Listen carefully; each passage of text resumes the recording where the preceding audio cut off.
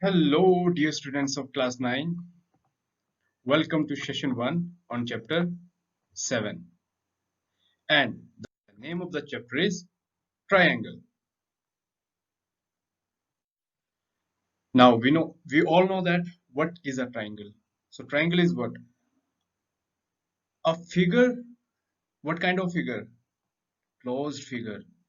Formed by three intersecting lines is called triangle. What does it mean? Three intersecting line. Two intersecting, and this is three intersecting line making a closed figure. So we can see over here, this is a closed figure. If I'm drawing a figure like this, here we can see three intersecting line, but this is not a closed figure. Okay, and this is also not a closed figure, so it should be closed. It should be like this. Okay, so in this case we can say this is a triangle. This is a triangle. And what does it contains, एक triangle में क्या क्या होता है? तो एक triangle में होते हैं हमारे पास तीन एंगल. ओके, क्या क्या होता है देख लेते हैं हम. हमारे पास होते हैं तीन angle, three vertices. Okay, three angles, three vertices and three sides. Okay, this is side AB, this is side BC, this is side AC. This is vertex A, this is vertex B, this is vertex C, and this is angle A, this is angle B, this is angle C. Okay, we all know that. So this is a triangle. So now in ninth class, what we are going to learn? So in ninth class, in this chapter, that is chapter number 7, triangle, we are going to learn about these four topics. Okay, the first and the foremost is congruence of triangle. This is very important topic. Whole the chapter is based upon only this topic, that is congruence of triangle. And the second topic is criteria of the congruence of a triangle, and third topic is some property of triangle, and fourth topic is inequality of triangle. So we are proceeding toward our first topic, that is congruence of triangle. So सबसे पहले हम देखते हैं कि congruent figures क्या होती है ना. तो कॉन्ग्रुएंट फिगर क्या होती है? देखो यहाँ पे ये दो सर्कल्स हैं. अगर इस सर्कल को मैं इस सर्कल पे क्या करूं, कोइंसाइड करूं, तो ये पहले सर्कल को एग्जैक्टली क्या कर लेगा, कवर कर लेगा. तो यहाँ जो है ना, ये इसकी बाउंड्री, ये दोनों की बाउंड्री बिल्कुल कोइंसाइड होंगी. ठीक है, ऐसे नहीं होगा कि ये सर्कल यहाँ है ऐसे है. ठीक है, ये इसको कोइंसाइड नहीं कर रहा है, इसके ऊपर है ये, बट कोइंसाइड नहीं कर रहा है. तो इस केस में ये, इसको हम कॉन्ग्रुएंट फिगर नहीं बोलेंगे. ठीक है, बट जो हमने सर्कल के केस में किया, ये सर्कल क्या है, कॉन्ग्रुएंट है. क्यों? क्योंकि ये एग्जैक्टली कोइंसाइड करते हैं, इसलिए ये सर्कल कॉन्ग्रुएंट है. अब स्क्वायर के केस में देखते हैं. ये फर्स्ट स्क्वायर है, ये सेकंड स्क्वायर है. फर्स्ट स्क्वायर को मैं यहाँ से इसको करता हूँ, इस पे कोइंसाइड, ओवरलैप करता हूँ मतलब. तो ये एग्जैक्टली इसका पेरीमीटर क्या करेगा, इस पे कोइंसाइड करेगा. तो ये दोनों क्या हो जाएंगे, आपके कॉन्ग्रुएंट हो जाएंगे. क्यों? क्योंकि ये भी एक दूसरे को कोइंसाइड कर रहे हैं. अगर आप अपनी, जो आपकी पाम है ना, हथेली, ठीक है, हाथ है, अपने हथेली को अपनी दूसरी हथेली पे रखोगे, तो वो भी एग्जैक्टली एक दूसरे को क्या करेंगे, कोइंसाइड करेंगे. इट मीन आपके दोनों हाथ क्या है, दोनों हाथ आपके कॉन्ग्रुएंट है. ठीक है, तो कॉन्ग्रुएंट की डेफिनेशन क्या देख लो. कॉन्ग्रुएंट की डेफिनेशन है, two figures are said to be congruent if they have same shape and same size. जिसकी शेप सेम है, साइज सेम है, वो क्या है, कॉन्ग्रुएंट. इस केस में क्या था, दो सर्कल थे. सर्कल मतलब शेप सेम होगी, सर्कुलर शेप.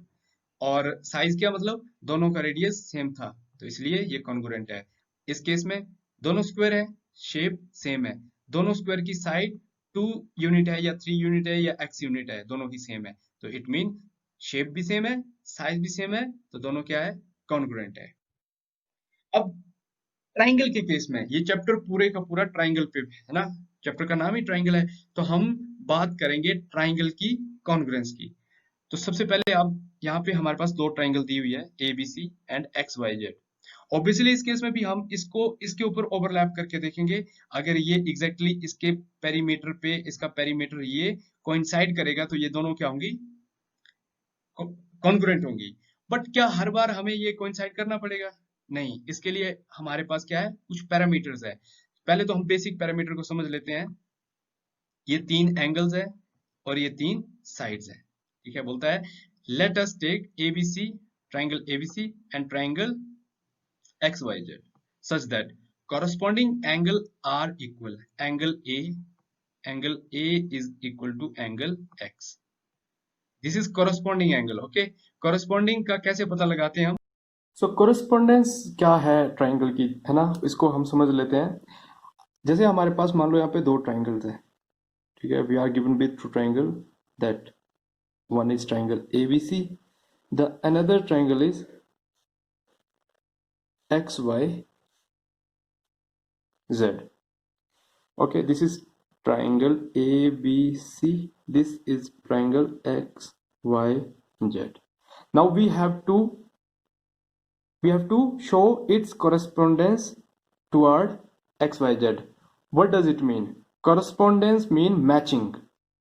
Correspondence कोई कुछ स्पेशल वर्ड नहीं है, this is just a synonym of matching. We can say we are going to match the part of this triangle to this triangle. So matching के लिए क्या करते हैं हम, जिस तरह से हमने जिस पैटर्न पे ABC को लिखा है उसी पैटर्न पे XYZ को लिखा है, तो बस वहीं से हमारा, हमें फिर इसको देखने की भी जरूरत नहीं है। लाइक देखो यहाँ से A है, यहाँ पे ABC, अगर मैं इसको 1 2 3 दे दूं तो यहाँ पे भी ये पैटर्न 1 2 3 है। ठीक है, तो 1 के लिए 1 मतलब फर्स्ट जो है वो फर्स्ट का कोरस्पॉन्डिंग पार्ट है, तो A का कोरस्पॉन्डिंग पार्ट कौन सा हुआ, A वर्टेक्स का कोरस्पॉन्डिंग पार्ट हुआ X। उसी तरह से फिर B है 2 पे, तो B का कोरस्पॉन्डिंग पार्ट कौन सा हुआ, यहाँ पे 2 है Y। इसी तरह से C का कोरस्पॉन्डिंग पार्ट कौन सा हुआ, Z। बात क्लियर है? अब एंगल पे आते हैं हम, एंगल देखते हैं। एंगल तो जो वर्टेक्स है वही एंगल है, angle A and angle X are corresponding angle, angle B and angle Y are corresponding angle, angle Z and angle angle C and angle Z are corresponding angle. ठीक है, अभी मैं equal होने और congruence की बात नहीं कर रहा हूं, मैं सिर्फ कोरस्पॉन्डेंस की बात कर रहा हूं। ठीक है, तो यहां से एंगल ABC ट्राइंगल ABC और ट्राइंगल XYZ के हमने कोरस्पॉन्डिंग वर्टेक्स और कोरस्पॉन्डिंग क्या लिख दिए, एंगल लिख दिए। अब बात आती है हमारी साइड्स की, तो साइड्स के लिए भी वही फॉर्मूला है कि आपने स्टार्टिंग में ABC लिखा है तो फर्स्ट जो 2 वर्टेक्स है AB, तो यहां से XY, तो यहां से मैं लिख देता हूं पहले angle A correspond to angle X, angle B, this is sign of correspondence, angle Y. The third angle is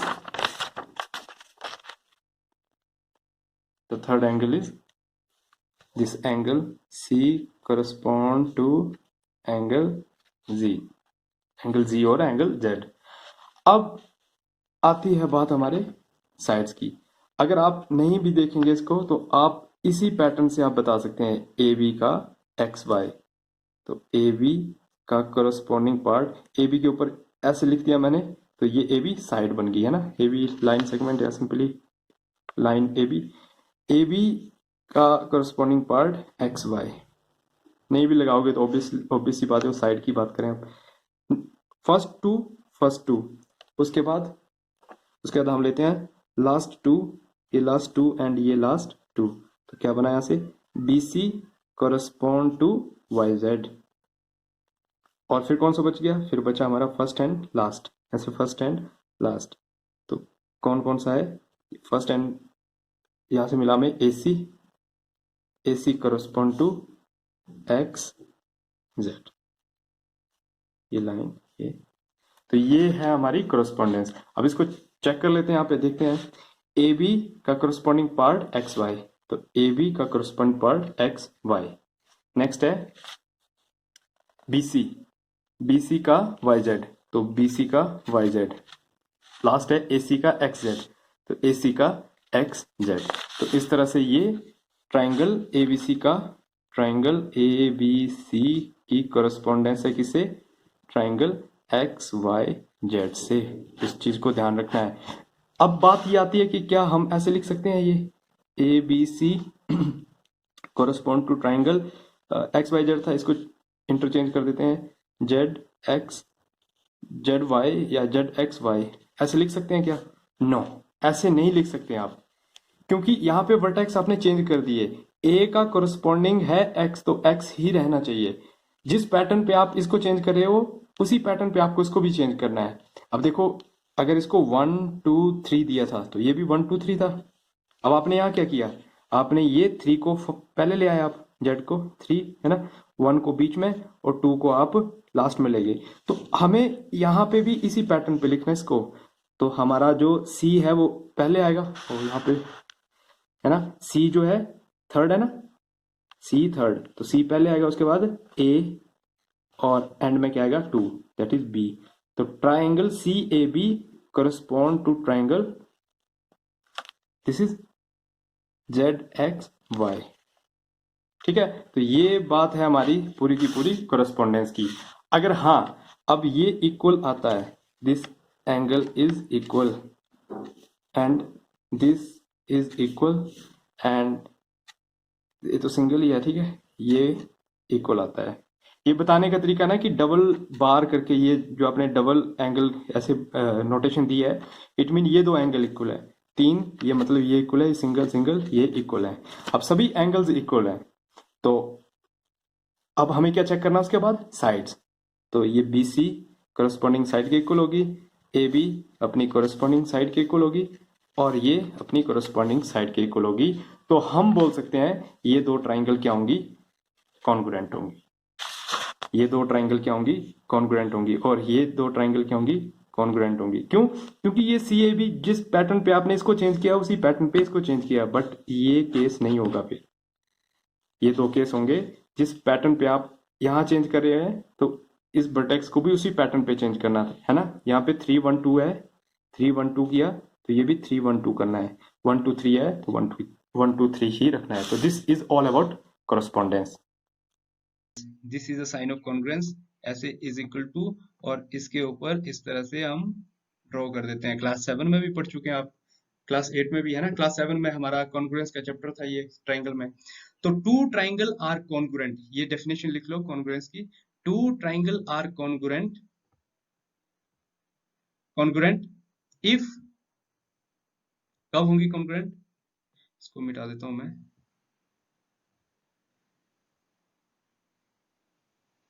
Two triangles are congruent if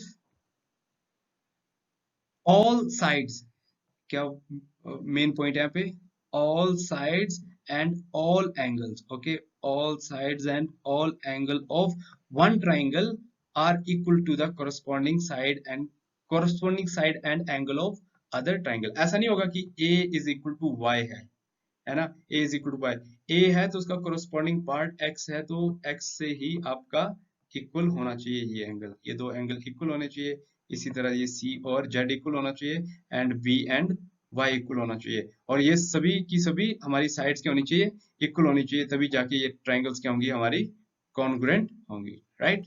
तो क्या हर बार हमें देखना पड़ेगा कि किसका एंगल इक्वल है, और सभी सभी एंगल को हमें फाइंड आउट करना पड़ेगा क्या, कि सभी एंगल इक्वल हो, सभी साइड्स इक्वल हो? जरूरी नहीं है। हमारे पास यहाँ पे क्या है, हमारे पास यहाँ पे क्राइटेरियाज हैं, 5 क्राइटेरियाज हैं, 1 2 3 4 5। इस पे बेस्ड हम बता सकते हैं कि कोई ट्राइंगल कॉन्ग्रुएंट है या नहीं है। हमें सिर्फ 3 चीजें फाइंड आउट करनी है ना। अब इस क्राइटेरिया को, इन क्राइटेरियाज को हम नेक्स्ट सेशन में करेंगे, और वहां पे आपको बहुत अच्छे से डिटेल में समझ आ जाएगा कि दो ट्राइंगल कॉन्ग्रुएंट कब होती है। ठीक है, तो आज के लिए इतना ही, नेक्स्ट सेशन में हम करेंगे। तब तक के लिए as always, God bless you all.